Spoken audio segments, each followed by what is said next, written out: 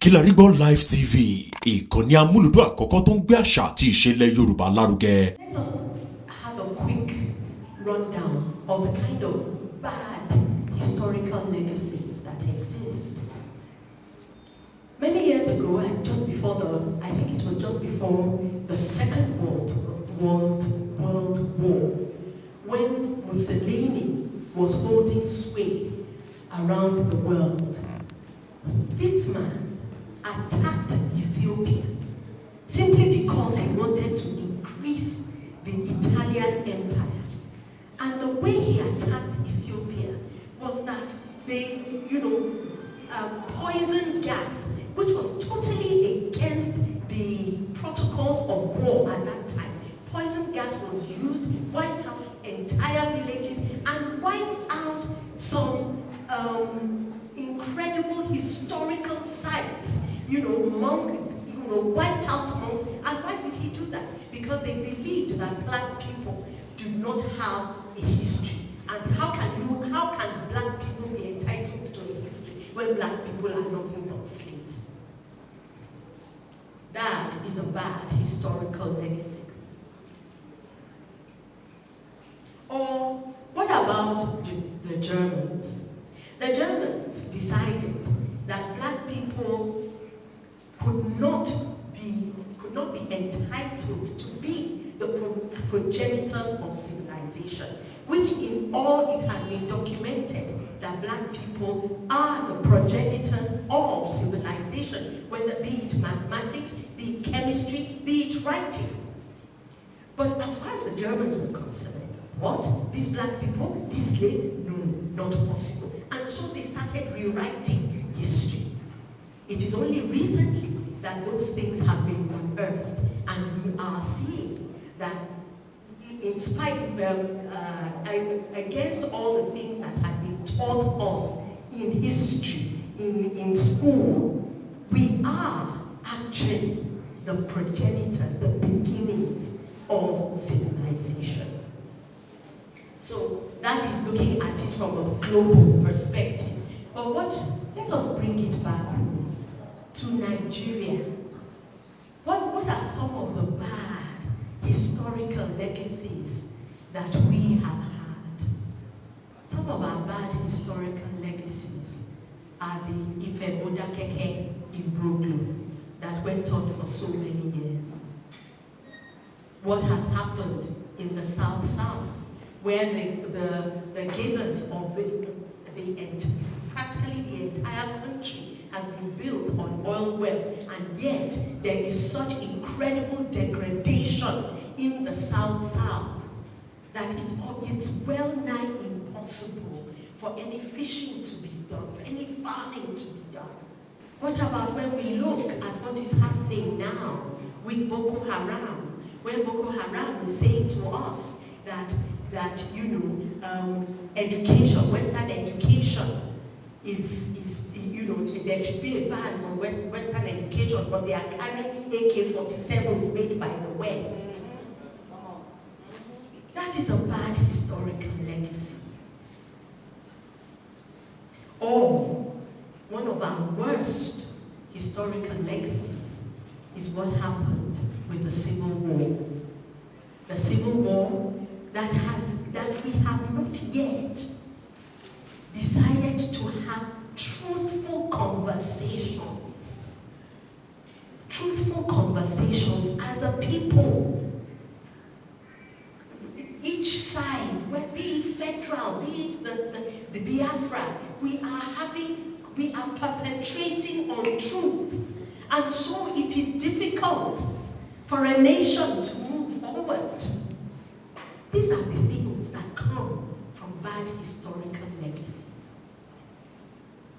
However, where are good historical legacies? The person that we are celebrating today was a Christian.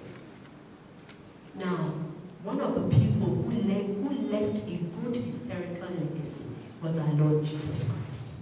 No matter what you think he was, whether the Son of God, whether a prophet, the fact is that his teachings have gone on for over 2,000 years, in such a way that we have demarcated the Greco-Roman calendar by saying before Christ and after Christ. What about back again in Africa? Someone like Nelson Mandela, who spent a good part of his life in prison just to make sure to bring down that ugly, bad historical legacy called apartheid. But his sacrifice conquered all. He came out and became the first black president of South Africa. Let us bring it back home again. And I particularly call upon someone like, before I come back home, let us look at another entertainer, like the woman we are celebrating today, Miriam Makeba. Miriam Makeba had to leave her home country because, again, of apartheid. But using her songs, she went around the world, especially in the West, letting everybody know what was going on in South Africa. These were some of the people who brought down that disgusting thing called apartheid. But then let's come home. And I mentioned a woman again. This is Gambo Sawaba. Gambo Sawaba was a politician who was made to marry soon after her mother and father died. Her father sent her to school, but he died when she was 13. Her mother a couple of months after. And at the end of the day, they married her off at the age of 13. But did this stop her? She got up at the age of 17. She became very politically aware, and she was fighting tooth and nail to make sure that women in the North got an education. This is what you would call a good historical legacy. Something that Boko Haram is trying to send into the dustbin of history. This woman was imprisoned 16 times in her fight against childhood marriage, in her fight for women's education, she actually studied. She actually was mentored by Mrs. Fumilayo Ramson-Kuti. She wanted to see how Fumilayo Ramson-Kuti was able to talk in a room full of men. That's Gambo Sawaba. What about Ken Saro-Wiwa? Our own Ken Saro-Wiwa, who fought for the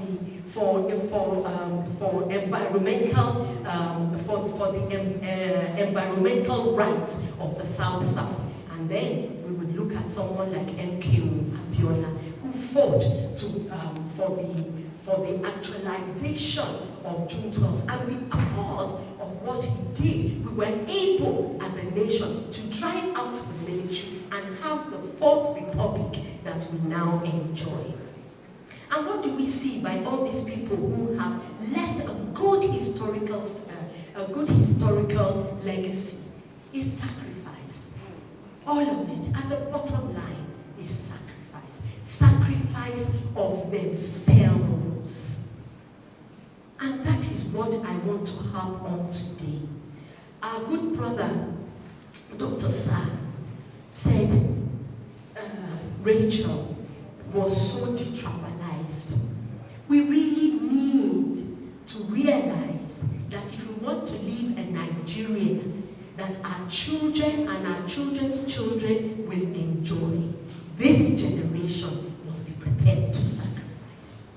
We must be prepared to sacrifice for the good of all. We must be prepared to sacrifice. When we talk about leadership, everybody seems to think that leadership is either Buhari or, for us in Lagos State, Governor Sanwo-Olu. Sorry, leadership is you and I. Yes. How do I lead my house? How do I, when I am called to be at an event for 11 o'clock, show up at 12? Come on, speak. Leadership. How do I, when I have people under me who are working for me, how do I lead so that they imbibe the qualities that I stand for? Why are we celebrating Rachel today? Because there are so many people's lives that because of her leadership quality, you can say that Auntie Rachel would call on me and say to me, what are you doing? Are you the only one who who has issues or challenges, why can't we? So I would believe that going on forward from here, running people, we will call other people and just check on them, because that is the legacy of Rachel Oniga.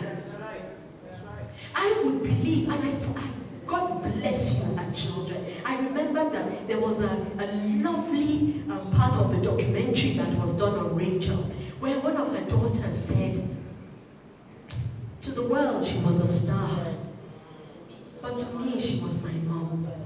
That gives you a sense of the kind of mother that Rachel was. Her legacy are her children. She has poured into those children as a divorcee. She's been divorced for over 19 years. I can't begin to imagine what kind of challenges she has faced, of which she said very little. Because you rightly said, you research Rachel, you don't see anything. Apart from the fact that she worked in Nollywood. But she must have poured herself into those children for her daughter to say to the world she was a star, but to me she was my own. And all that represents. And so, I end my little contribution today. That, first of all, Rachel gave her working life to Nollywood.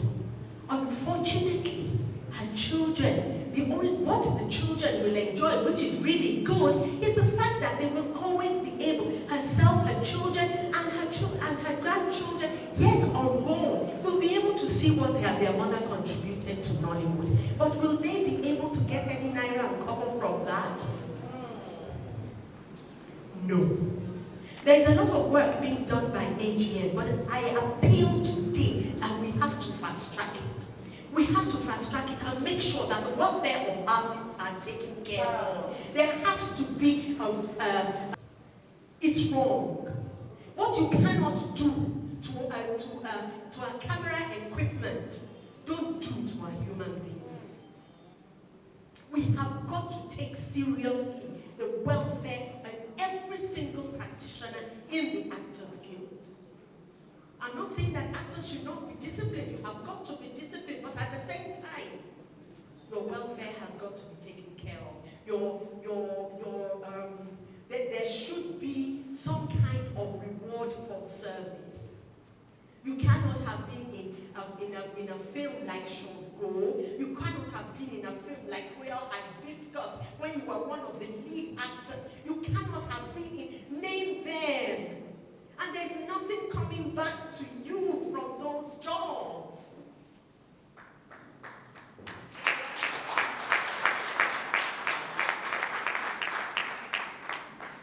For me, it is so sad that at the time when Rachel should have been enjoying the fruit of her labors is when God decided to call her home.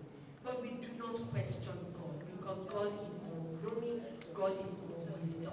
But she has gone in a place of glory.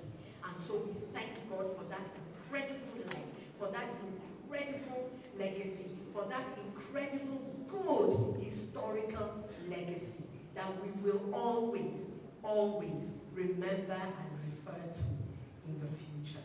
Thank you so much. Kilarigbo Live TV, ìkànnì amúlùdún àkọ́kọ́ tó ń gbé àṣà àti ìṣẹ̀lẹ̀ Yorùbá lárugẹ. Atagbantagba lóde tagbangba ló ti pápá tó ní kí ló ní tagbangba ó ṣe. Àwọn gbàǹkọ́gbì alárinrin ètò ọ̀dọ́ wa ló sodo sí. Mo lè má lè sọ òyìnbó púpọ̀, but inú Yorùbá tí mo ń sọ, àwọn kan yọ Yorùbá ń bẹ̀. Ṣé báwa náà kọ́ Ọlọ́run ọba ni kámú láti Kilarigbo Unlimited. Kilarigbo Unlimited ládùn ètò tí kò láfiwé. Alárakúàrà. Orí ètò Alárakúàrà ní àwàyè lórí Kilarigbo TV. Mo lo ata, tomatoes, àlùbọ́sà, ẹyin, mo lo carrot, mo dẹ̀ tún fi hot dog náà sí. Mélòó la fẹ́ kà nínú eyín Adépèlé KPK kò gbọ̀kẹ̀. Kilarigbo ló ń jẹ́ bẹ́ẹ̀. Ká ṣe àkálẹ̀ àwọn ayẹyẹ lọ́nà tí ìgbàlódé léyìí tẹ́yìn ó sì gbádùn ẹ̀. Ọba sọ́yọ̀ ọ̀rọ̀ jábẹ́sì padà, ìwọ ni Olúwa wá fàyè mi ṣe yanu. Kilarigbo Live TV gbọ́n pa ẹ̀. Fún ìpolówó ọjà tàbí àkálẹ̀ èyíkéyìí ayẹyẹ tẹ́ bá fẹ́ ṣe ìyún event coverage pẹ̀lú owó tí ò gani lára. Kilarigbo Live TV ẹ̀rọ amóhùnmáwòrán tíá.